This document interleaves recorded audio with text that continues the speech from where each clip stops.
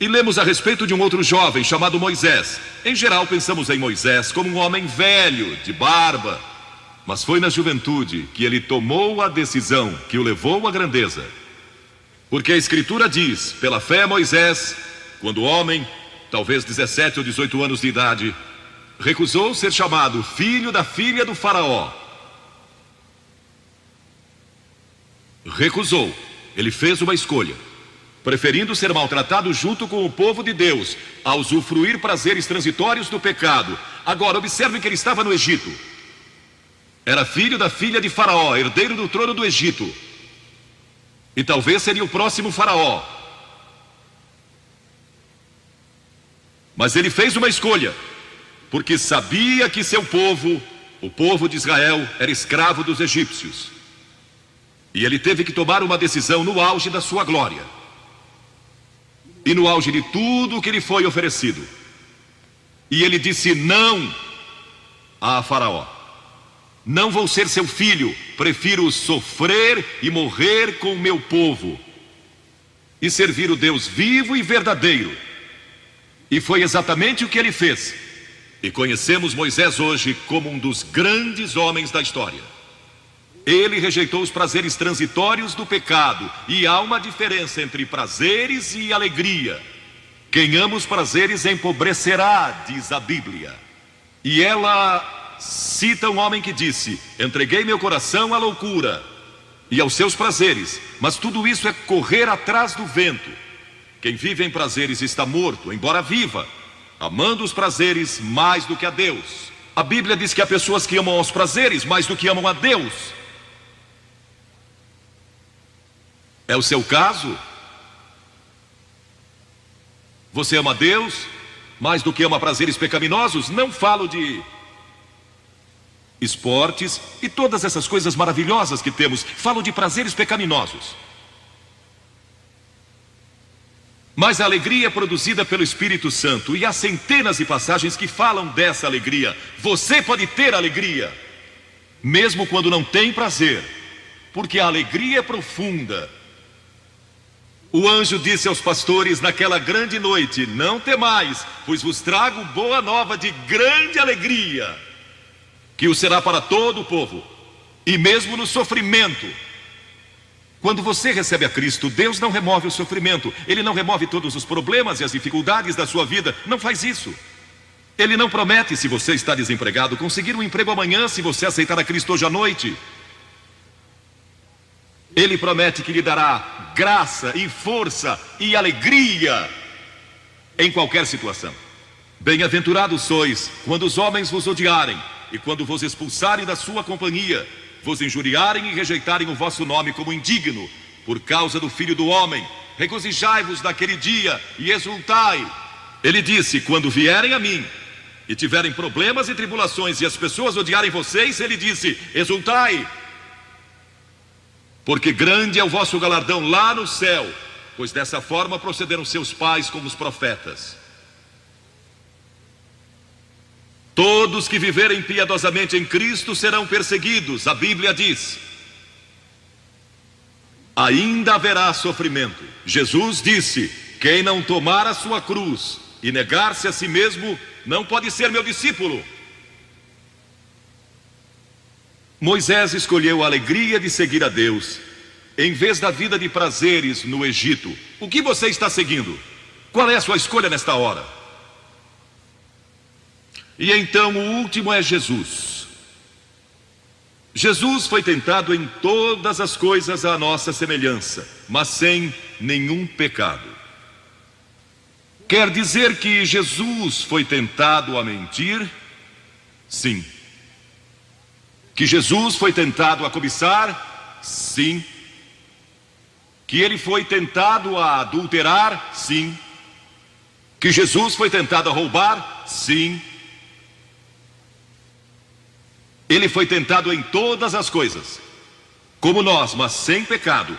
Como ele teve vitória sobre a tentação? A Bíblia nos diz no capítulo 4 de Mateus e em muitos outros textos, mas vou falar só deste. O diabo veio a ele quando ele estava faminto e sedento e disse: se és o Filho de Deus, manda que estas pedras se tornem em pães. Observem que ele tentou colocar dúvidas na mente de Jesus quanto à sua identidade. Agora, Jesus era o Filho de Deus, nascido de uma virgem, Filho de Deus, que foi ressuscitado dos mortos pelo poder de Deus e está vivo hoje. Mas o diabo pôs dúvidas em sua mente. Ele estava fraco e cansado e faminto, um ser humano. Ele não enfrentou o diabo como filho de Deus, enfrentou-o como homem. E ele sempre respondeu citando as Escrituras. É por isso que você deve decorar as Escrituras. Nem só de pão viverá o homem, mas de toda palavra que procede da boca de Deus. Jesus disse que há uma coisa que é mais importante que a comida, e sexo, e coisas materiais. É sua vida espiritual. E então ele disse: se tu és o Filho de Deus, atira-te abaixo, porque está escrito: aos seus anjos ordenará a teu respeito que te guardem, para não tropeçares. E Jesus de novo respondeu: está escrito: não tentarás o Senhor teu Deus. E então o diabo levou a um alto monte e lhe mostrou todo o futuro do mundo, todos os reinos que ainda estavam por vir. E lhe disse: se dobrares o teu joelho e me adorares, eu te darei todos os reinos do mundo e sua glória. Jesus não argumentou se ele podia fazer isso. O diabo pode dar-lhe qualquer coisa. Alguns de vocês estão vendendo as suas almas por nada, coisas sem valor. A Jesus ele ofereceu o mundo todo, mas ele sabia que a cruz estava esperando por ele, e o único meio de salvação para o mundo era a cruz. Se tivesse obedecido o diabo, nós nunca teríamos tido a oportunidade de sermos salvos e perdoados. Jesus teria tomado um atalho e nós estaríamos perdidos. Mas Jesus disse: está escrito, ou melhor, começou dizendo: retira-te, Satanás, porque está escrito: ao Senhor teu Deus adorarás e só a ele darás culto. E assim o diabo deixou, e anjos vieram e o serviram. Observe como Jesus enfrentou o diabo ao ser tentado. Primeiro, ele citou as Escrituras. Segundo, ele estava cheio do Espírito Santo. E terceiro, estava na vontade de Deus. Você está disposto a dizer não às tentações do diabo? Está? Pense nisso. E está disposto a dizer sim às declarações de Cristo, de que Ele é Filho de Deus, e quer que Ele entre em seu coração e perdoe seus pecados, salvando. Eu sei, muitos de vocês foram batizados e confirmados. A maioria de vocês talvez sejam membros de uma igreja, ou se identificam com uma igreja, ou talvez vão à igreja 2 ou 3 vezes ao ano. Não sei se fazem isso ou não, mas sei que muitos o fazem. Mas não podem declarar aqui hoje: eu sei que meus pecados foram perdoados, eu sei que vou para o céu. Deus está disposto a perdoar todo o seu passado hoje por causa da cruz.